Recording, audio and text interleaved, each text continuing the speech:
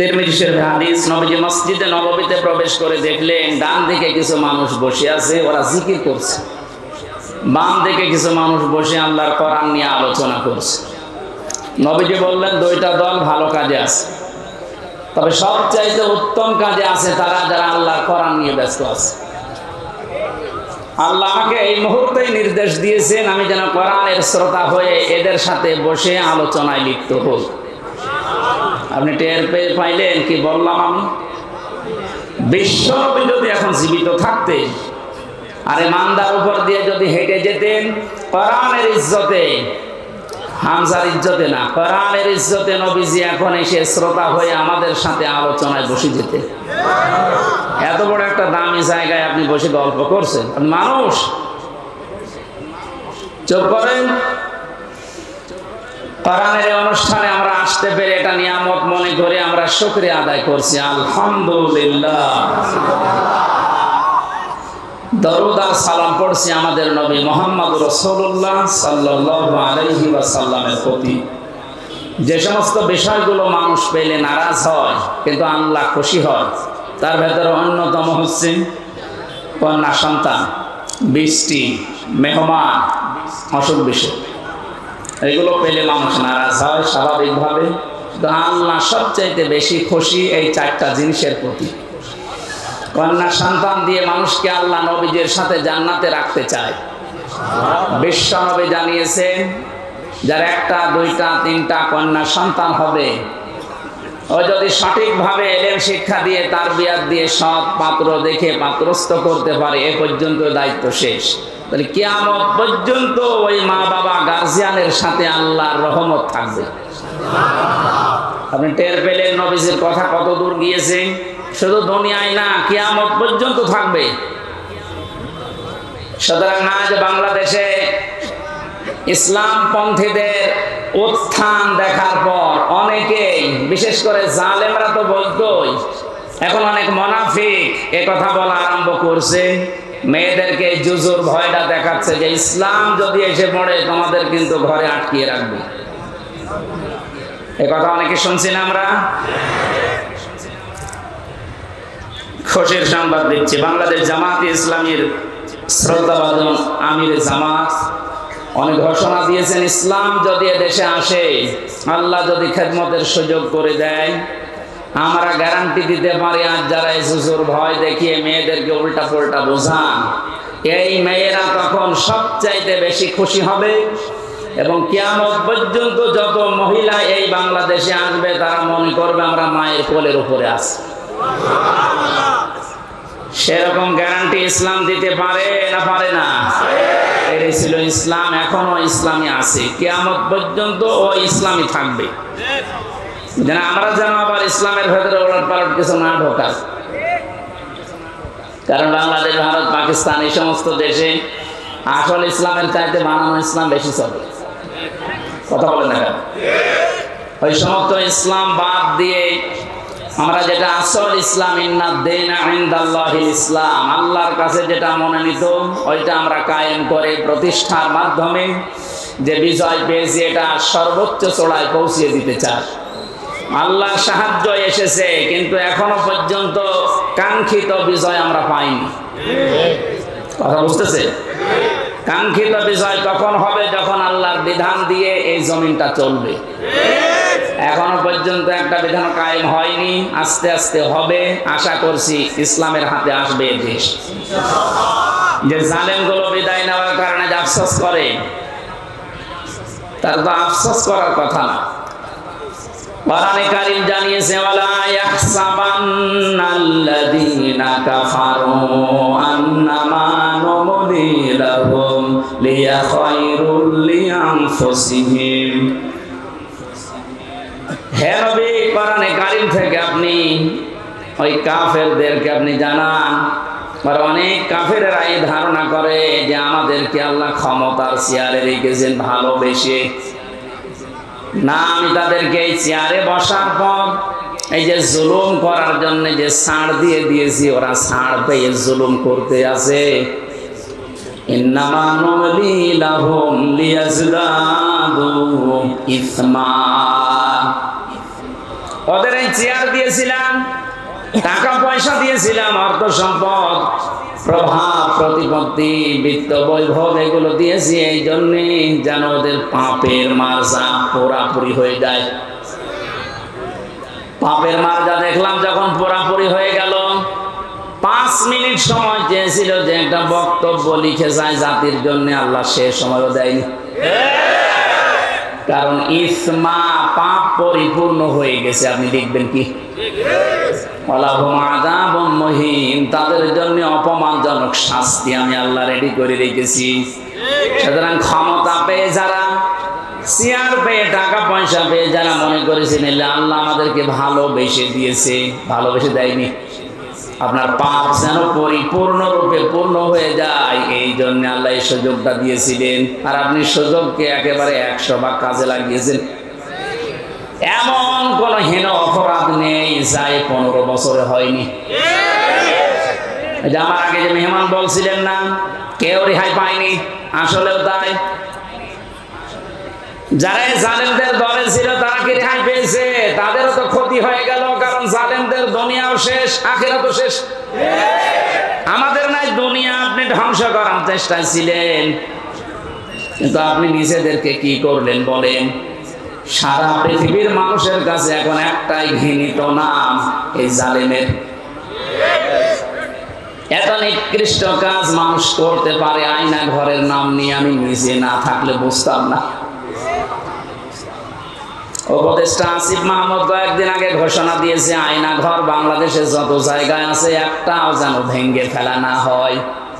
এটা রেখে দেন, সারা পৃথিবীর মানুষরা দুনিয়া এখানে আসবে দেখার জন্য যে বাংলাদেশে কি আছে, তারা যেন আয়না ঘর দেখে যায়। কিয়ামত পর্যন্ত পৃথিবীর মানুষেরা জানবে যে বাংলাদেশেও একজন জালেম ছিল। ওরা মনে করেছিল আল্লাহ আমাদের ভালোবেসেই দিয়েছে। সূরা আলে ইমরান 4 নম্বর পারার 12 নম্বর পৃষ্ঠা 7 নম্বর লাইনে আয়াতটি আছে। কাফেররা ধারণা করে যে আল্লাহ আমাদেরকে ভালোবেসে এগুলো সব দিয়ে রেখেছে।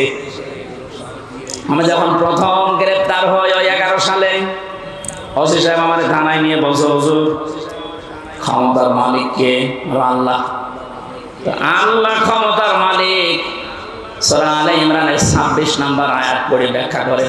কি ব্যাখ্যা করবে? উনি নিজে দেখলাম পড়লো, কুলিল্লাহুম্মা মালিকাল মুলকি তুতিল মুলকা মান তাশা ওয়া তুইজ্জু মান তাশা ওয়া তুযিল্লু মান তাশা। আল্লাহ পাক বলেন, নবী আপনি বলেন ক্ষমতার মালিক আমি আল্লাহ, যাকে ইচ্ছা দেই, যাকে ইচ্ছা ওখান থেকে নামিয়ে দেই।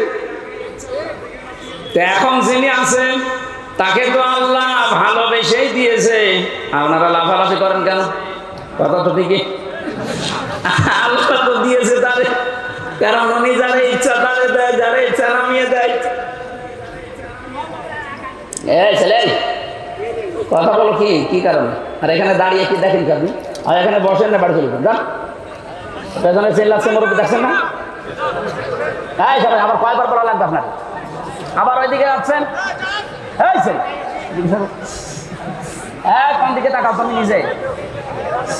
সরো সবাই এখান থেকে, সরো সরো সরো, তাড়াতাড়ি সরো। মাইকওয়ালা থাকলে যেন বসে থাকে।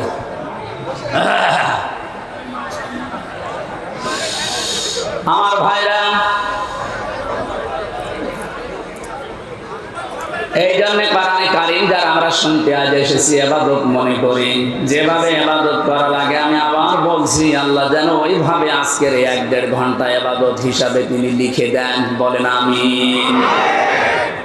আজকের তেলাওয়াত কিন্তু আয়াত সূরা শূরা। শূরা শব্দের শাব্দিক অর্থ হচ্ছে সংসদ। শূরা মানে কি? এটা তো আমি বানালাম নাকি? এই শব্দ শুনলে অনেকের আমার অ্যালার্জি হয়তো, যাদের অ্যালার্জি হয়তো তারা এখন নেই, কথা বলেন না কেন? আমার তো মনে হয় কোরআনে কারীমের কথাগুলো বাংলার বিভিন্ন প্রান্তে বলতে গিয়ে যারা আলেমদের এই মাইক কেড়ে নিয়েছে ওদের নামের তালিকা করে এখন মোড়ে মোড়ে টাঙিয়ে দেওয়া দরকার। জালেমগুলো যেন কিয়ামতের আগে আর নিজের পরিচয় দিয়ে এলাকায় ঢুকতে না পারে। এখনো যদি কেউ বুঝে না বোঝার ভান করে কোন মুনাফিক আবার যদি এই কাজ শুরু করেন, আপনাকে আল্লাহ অপমান আরো বেশি করবে। কারণ আমির হামজা কথা বলছে ওর বাবার কথা সব নাকি বলেন। এই জন্য আমরা সতর্ককারী হিসাবে এসেছি। আল্লাহ আমাদেরকে নবীদের ওয়ারিস বানিয়েছেন। বিশ্ব নবী সহ যত নবী দুনিয়ায় ছিল সব নবী ছিল সতর্ককারী। আজকের আলোচনার বিষয় হচ্ছে সতর্ক। কি বললাম? আমাদের সতর্ক হওয়া লাগবে। আর এই জন্য এলাকার মানুষ মিলে এই আয়োজন দিয়েছে যেন আমরা সতর্ক হতে পারি। সূরা মানে সংসদ, 53টা আয়াত দিয়েছেন আল্লাহ, 5টা রুকু আছে। একটা মাত্র আয়াত পড়েছি, 5টা ভাগ করেছেন আল্লাহ এই আয়াতের ভেতরে। আমরা এই 5টা বিষয়ে তাফসীর যেহেতু লিখে দিয়েছেন, ওইভাবে আমরা কথা বলার চেষ্টা চালাবো ইনশাআল্লাহ। এই সমস্যা কি?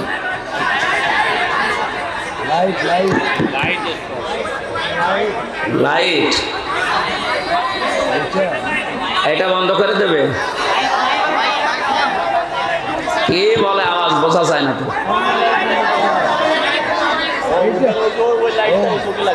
ওইটা এগুলোই মাগরিবের পর থেকে জ্বলছিল, এখন দেখেননি? কার মোবাইলের লাইট?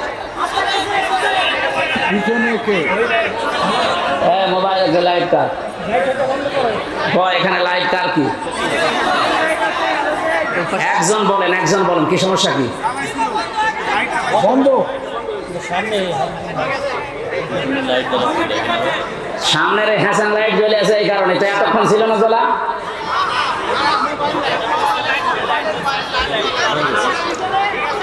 হ্যাঁ, পেছনে মোবাইলের লাইট জ্বলছে কার?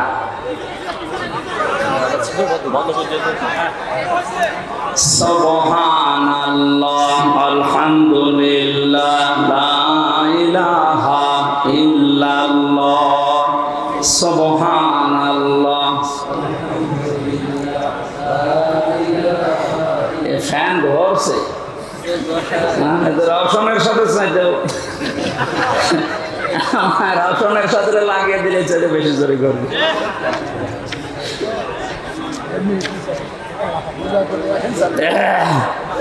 সুবহানাল্লাহ, আলহামদুলিল্লাহ, লা ইলাহা ইল্লাল্লাহ, সুবহানাল্লাহ, আলহামদুলিল্লাহ, লা ইলাহা ইল্লাল্লাহ, লা ইলাহা ইল্লাল্লাহ, মুহাম্মাদুর রাসূলুল্লাহ। নওগাঁবাসী অ্যাক্টিভ হয়ে শুনবেন। কোরআনে কারীম আল্লাহ এমন ভাবে সাজিয়েছেন, এটা হেদায়েত দেওয়ার একচ্ছত্র মালিক আল্লাহর হাতে দিয়ে দিয়েছেন। যত বেশি আপনি মন লাগাবেন, কান লাগাবেন, আল্লাহ তত তাড়াতাড়ি আপনাকে পথ দেখিয়ে দেবে। বিশ্বাস করতে পারেন 100 ভাগ কোরআনের কোন সতর্কবাণী শোনার পরে যদি কারো মনের পরিবর্তন না হয়, সে যেন বিশ্বাস করে নেয় যে তার কপালে আর হেদায়েত নেই। কথা বুঝতেছেন? আল্লাহ পাক বলেন, ওয়া কাযালিকা আওহাইনা ইলাইকা কুরআনান আরাবিয়্যান লিতুনযিরা উম্মাল কুরা ওয়া মান হাওলাহা। এসে সোয়াডাঙ্গার এমপি ছিল মাওলানা হাবিবুর রহমান। মাঝে মাঝে বলতেছে আমি ওয়াজ করে করবো কি, এত ওয়াজ করে এক বেদের মেয়ে জোসনা এসে আমার বান্দাল সব ভাঙে ফেলে। আমি একটু আটসাট করে গুছিয়ে নেব, এক কথা বলে আমার লাইন কেটে দিচ্ছে। একটু চোখ থাকা যাচ্ছে না ঘন্টা খান।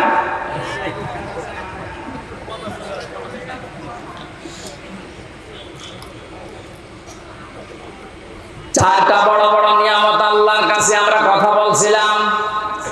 উনি নিজে পছন্দ করেন, কিন্তু তার এই বান্দা বান্দিরা এটা পছন্দ করে না। 1 নম্বরে কন্যা সন্তান। সুতরাং মেয়েদেরকে যে যুজুর ভয় দেখানো হচ্ছে, বিশ্বনবী ওই ভয়টা 1500 বছর আগে কাটিয়ে গিয়েছেন। কথা বলেন না কেন? আপনারা সব করতে পারবেন, শুধু পর্দা।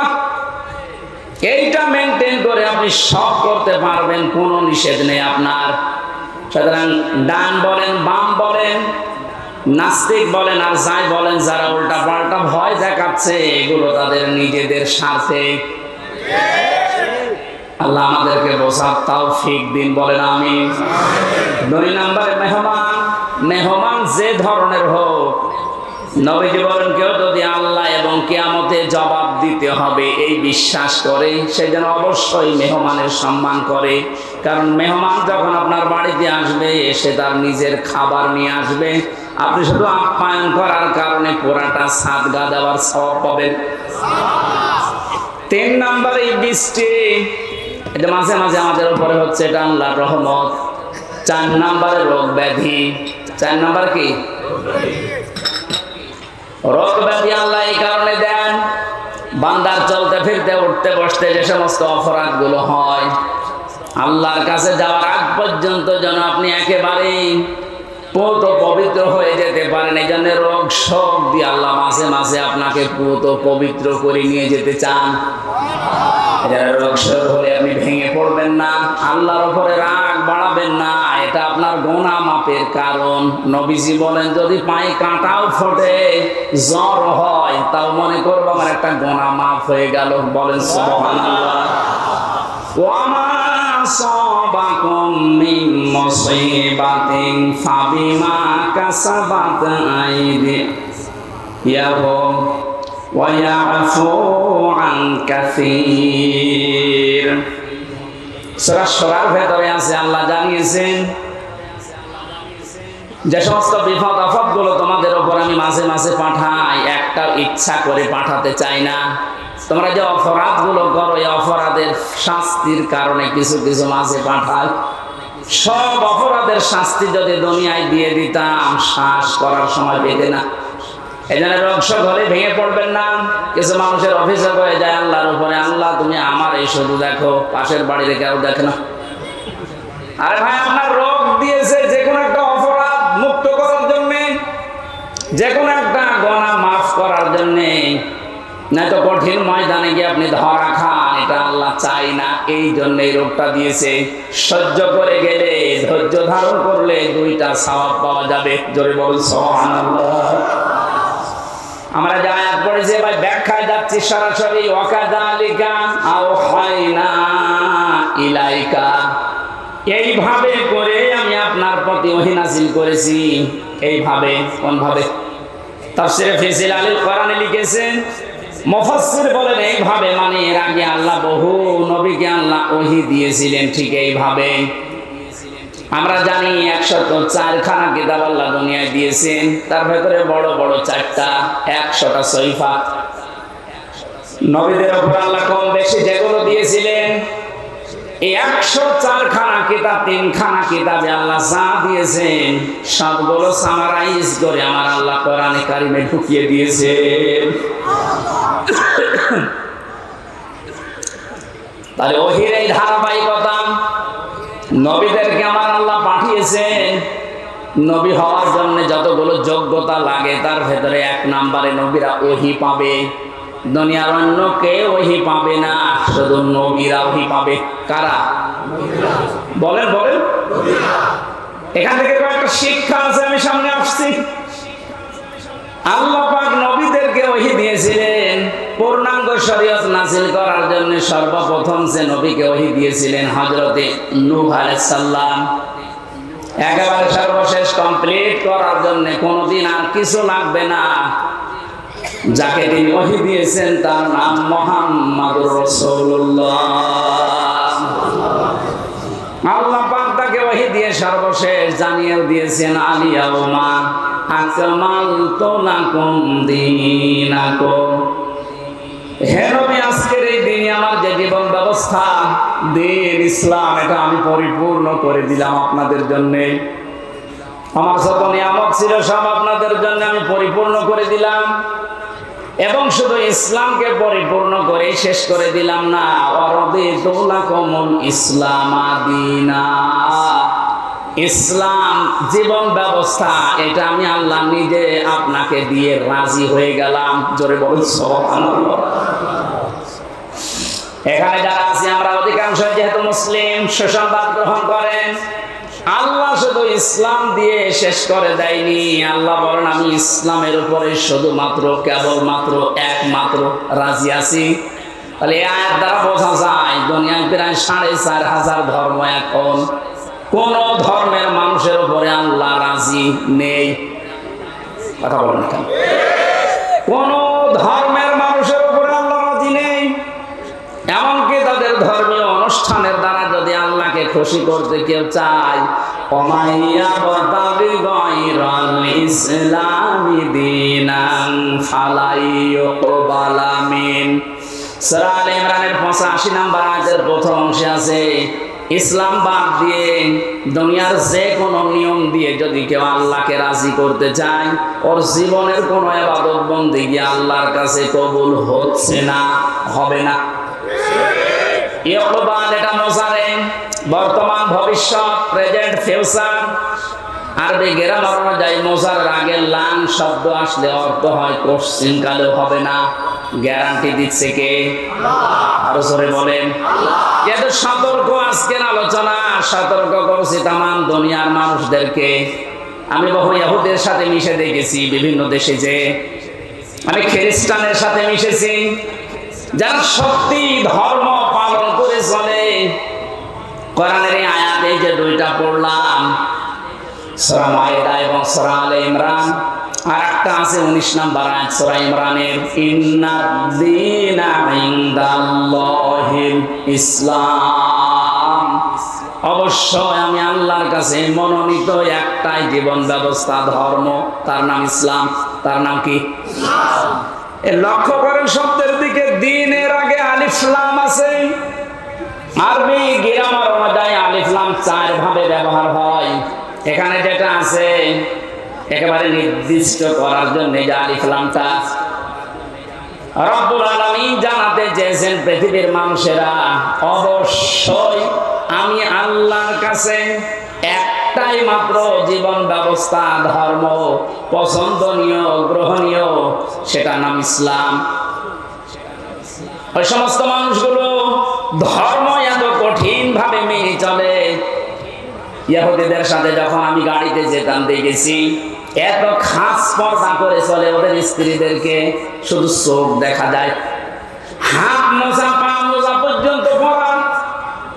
খ্রিস্টানের সাথেও মিশে দেখেছি যারা সত্যি ধর্ম মেনে চলে, অ্যাক্টিভ। মুসলমানদের ভেতরে যারা প্র্যাকটিসিং মুসলিম একেবারে 100%, তারা যেমন খাস পর্দা করে চলে আমি ওই রকম পেয়েছি। কিন্তু ওদের ওই ধর্মের দ্বারা, ওদের ওই জীবন ব্যবস্থার দ্বারা আল্লাহকে রাজি করা সম্ভব না, কারণ ওগুলোর উপরে আল্লাহ রাজি নেই। যেহেতু পৃথিবীর সর্বশ্রেষ্ঠ এবং নির্ভুল কিতাব, সর্বশ্রেষ্ঠ সর্বশেষ নির্ভুল কোরআনে কারীম, এটা দিয়ে সতর্ক করলাম। যত জায়গায় আওয়াজ যাচ্ছে আপনি এখনো চিন্তা ভাবনা করে দরকার হয় ফিরে আসবেন, সময় এখনো আছে। কিন্তু মৃত্যুর গড়গড়ানি শুরু হয়ে গেলে তখন কিন্তু আর তাওবা কবুল হবে না। আশা করি সতর্কবাণীটা আপনি মানবেন। আর আমাদের জন্য সুসংবাদ, দুনিয়া আখিরাতে কিচ্ছু না পাই, ইসলাম পেয়েছি, মানতে পারি আর না পারি। কথা বলে না ভাইদের 100 মানতে পারি না পারি পুরো নিয়মটা, কিন্তু ইসলাম আমি জীবন ব্যবস্থা হিসাবে পেয়েছি, এই জন্য আমি খুশি। আন আব্বাস রাদিয়াল্লাহু তাআলা আনহু قال, একটু এদিকে তাকান, মান যাবা কওমাল ঈমান মান রাদিয়া বিল্লাহি রাব্বা ওয়া বিইসলামি দীনা ওয়া বিমুহাম্মাদির রাসূলিল্লাহ সাল্লাল্লাহু আলাইহি সাল্লাম নাবিয়্যা ওয়া রাসূলা। রাওয়াহু মুসলিম। আল্লাহ নবী জানিয়েছেন পৃথিবীর প্রতিটি জিনিসের আলাদা আলাদা স্বাদ আছে। ঈমান যদি কেউ আনে আর মনে করে আমি স্বাদ পেতে চাই, ঈমানেরও স্বাদ পাওয়া যায়। ঈমানের স্বাদ আছে না নেই? ঈমানের স্বাদ যদি না থাকবে, পৃথিবীতে মানুষ ইসলামের জন্য এত কোরবানি দেবে, এত কষ্ট সহ্য করবে কোন কারণে? অবশ্যই ঈমানের স্বাদ আছে। ঈমানের স্বাদ পাওয়ার জন্য এখানে 3টা পয়েন্ট আমরা পেয়েছি। যে ব্যক্তি আল্লাহকে রব পাওয়ার পরে খুশি হয়ে গেছে, মুহাম্মদ রাসূলুল্লাহকে একমাত্র আদর্শ পাওয়ার পরে খুশি। 3 নম্বরে দিন বা জীবন ব্যবস্থা হিসাবে ইসলামকে পেয়ে যারা খুশি, এই মানুষগুলো ইমানের স্বাদ পেয়েছে। ইমানের স্বাদ পাবে তা না, মান যাকো, এটা মাঝি অতীতের শব্দ, পাস্ট। আল্লাহ জানাতে চেয়েছেন নবীজির মাধ্যমে যে ওই মানুষগুলো ইমানের স্বাদ পেয়ে গেছে। আপনি এখন মিষ্টি খেলে স্বাদ পান, তেঁতুল খেলে আর একটা স্বাদ পান। পৃথিবীতে সর্বশ্রেষ্ঠ দামি জিনিস আমাদের কাছে ঈমান, এর স্বাদ পাওয়া যাবে না। এর স্বাদ যদি সত্যি সত্যি কেউ পেতে চায়, ইসলাম বাদ দিয়ে পৃথিবীর কোন ধর্ম সঠিক এ কথা বলাও তার জন্য জায়েজ নেই। যদি আজকে কেউ উদারতার পরিচয় দিতে গিয়ে বলছে না পৃথিবীর সব ধর্ম সঠিক, ইসলাম একটু বেশি সঠিক, এ কথা বলে আপনার ঈমান নষ্ট হয়ে যাবে। কারণ দিনের আগে আল্লাহ আলিফ লাম খেলা করার জন্য দেয়নি। আমার কথা বুঝতেছেন? আমি সেদিন মান্দা কোন জায়গায় এসে বলেছিলাম যে ওযু করলে মানুষের ওযু ভেঙে যায় 7টা কারণে, নামাজে দাঁড়ালে নামাজও ভেঙে যায় 19টা কারণে, হজ করতে গিয়েছে যারা হজও ভেঙে যায়, রোজা রেখেছে যারা রোজাও ভেঙে যায় 2টা কারণে। এরকম প্রত্যেকটি ইবাদতের নষ্ট হওয়ার পেছনে কিছু না কিছু কারণ আছে। কথা বলেন এখন, সবচাইতে দামি যেটা তার নাম ঈমান। এটা না হলে আপনি জান্নাতের দরজার কাছে যেতে পারবেন না। এই ঈমানও মানুষের ভেঙে যায়, নষ্ট হয়ে যায়। 10টা কারণ পেয়েছে কোরআন হাদিসে, 10টা কারণে মানুষের ঈমান ভেঙে যায়, নষ্ট হয়ে যায়। তার ভেতরে 9 নাম্বার কারণ এইটা যে মানুষ পৃথিবীর সব ধর্মকে সঠিক মনে করে, তার ঈমান নষ্ট হয়ে যায়। সুশীল সমাজের ভেতরে উদারতার পরিচয় দিতে গিয়ে আজ অনেককে এরকম উল্টা পাল্টা বোঝাচ্ছে খ্রিস্টান আর ইহুদিদেরকে খুশি করার জন্য। আমি কথা বোঝাতে পেরেছি? এই জন্য আমাদের আফসোস, দুঃখ, কোনো কিছুই নেই, কিচ্ছু না পাই। জীবন ব্যবস্থা হিসাবে আমরা পেয়েছি ইসলাম। কি পেয়েছি? আরো জোরে বলেন। নবীজিকে আল্লাহ জানিয়েছেন যে এইভাবে যত নবীকে আমি আল্লাহ ওহী দিয়েছিলাম নবী হওয়ার যোগ্যতা অর্জন করার জন্য, তার ধারাবাহিকতায় আপনাকে আমি দিলাম ওহী। কে দিয়েছি আপনার ওহী? কুরআনান আরাবিয়্যা। আপনাকে আমি দিয়েছি আরবি ভাষায় কোরআন। কোরআন কোন ভাষায়? সবাই বলেন। এখানে আমার একটা সতর্কের বিষয় আছে। আমার আগে যিনি আলোচনা করছিলেন পর্যন্ত বিভিন্ন দৃষ্টিকে বাধা দিচ্ছে। সাফ কথা শোনেন, যারা কোরআনে কারীম পড়া, বোঝা, কোরআনে কারীমকে প্রচার করা, প্রতিষ্ঠা করায় বাধা দেয়, এরা টাটকা নির্ভেজাল কাফের, কোনো সন্দেহ নেই। এরা যদি মারা যায়, কোরআন বাধা দিয়েছে কোরআন প্রচারে, প্রসারে, প্রতিষ্ঠায়, শিক্ষায়, এ মানুষগুলো মারা গেলে আর জানাজার দরকার নেই, কবরে দেওয়ার দরকার নেই। আজকে যদিও আমার একজন দায়িত্বশীল বলছিল এত কড়া করে বলা ঠিক না, মানুষের অন্তরে একটু দুঃখ লাগে। তা আল্লাহ যদি এ ফোর্সে বলে, আমি এ ফোর্স থামাবো কি করে? আল্লাহ মনে হয় বলেনি, আমি মনে হয় বানালাম। সূরা বাকারার ভেতরে আছে আমান আযলামু মিম্মান মানা মাসাজিদাল্লাহ। সূরা বাকারার ভেতরে আল্লাহ জানিয়েছেন আমি আল্লাহর দৃষ্টিতে সবচাইতে বড় জালেম ওইটা, যে লোকটা আমি আল্লাহর ঘর মসজিদে আমার নাম, আমার জিকির, আমার কোরআনের আলোচনা হতে বাধা দেয়, বন্ধ করে দেয়। 15 বছর কোন জালেমের এরকম সাহস হয়নি যে কোরআনে কারীম মসজিদে পড়লে বাধা দিয়েছে, বন্ধ করে দিয়েছে। কিন্তু এখন আমি অনেক জালেমকে প্রকাশ্য দেখতে পাচ্ছি, মসজিদে কোরআনের দাস হচ্ছে, মুসলমান নাম যে বন্ধ করে দিচ্ছে। আরে ভাই, কাজ তো কাফেরের কাজ। আপনি যে নামেই করেন না কেন, বুঝে করেন আর না বুঝে করেন, এখনই থামেন, না এটা আপনি চিরবঞ্চিত হয়ে যাবেন হেদায়েত থেকে। আপনার দুনিয়াও হারাবেন জালেমদের মতো, আখিরাত তো হারিয়ে ফেলেছেন। ওখানে যদি হামজার কথায় বাধা দেওয়া হতো কিচ্ছু মনে করতাম না, আরো বাহবা দিতাম, বাধা দেন, কিন্তু কথাগুলো তো হামজার না, আল্লাহ হামজা অ্যাডভার্টাইজ করছে। আমি আজকে আপনাদেরকে লাইন পারা পৃষ্ঠা দিয়ে বলছি, আবার মন খারাপ করবে অনেকে যে না এটা মনে হয় মানিয়ে বলছে।